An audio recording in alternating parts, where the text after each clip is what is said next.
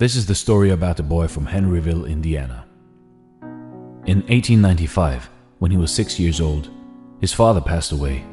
His mother had to start working in a tomato cannery, leaving him to cook and care for his siblings.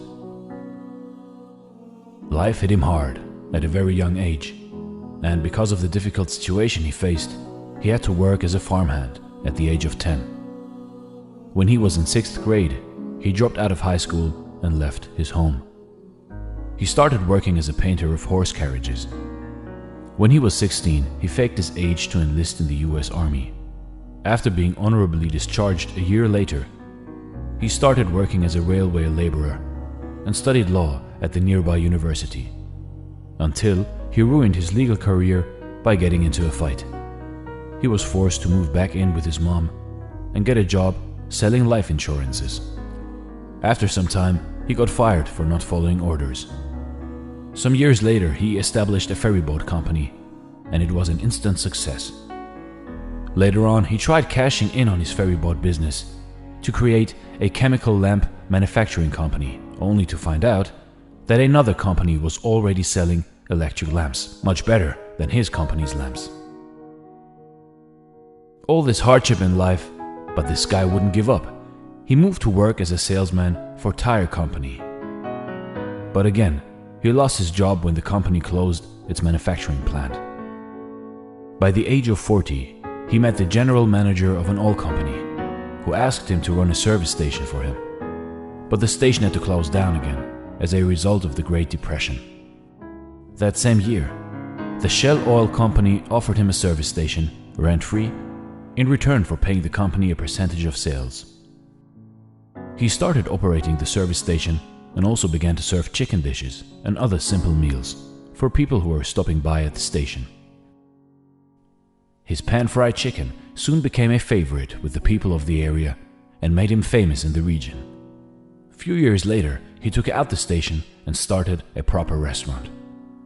After fairly succeeding at this venture, he started to advertise his food, and to his shock, an argument erupted out of the blue with a local competitor and resulted in a fatal shootout with one of his employees dying. 4 years later, he bought a motel next to his chicken restaurant, hoping for better business.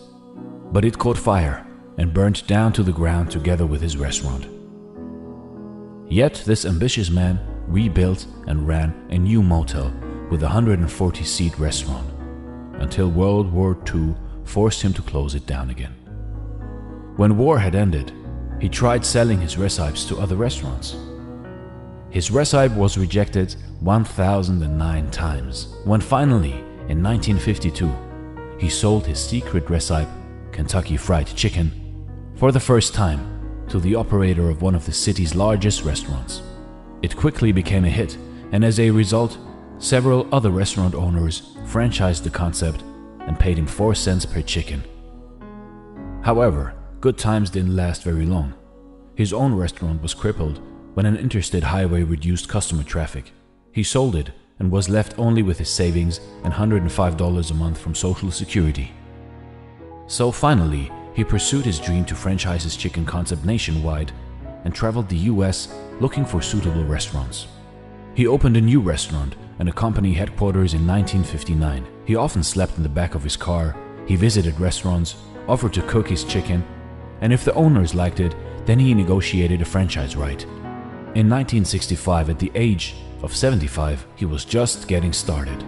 After years of rejection, failures, misfortunes, Colonel Sanders' franchise approach became highly successful.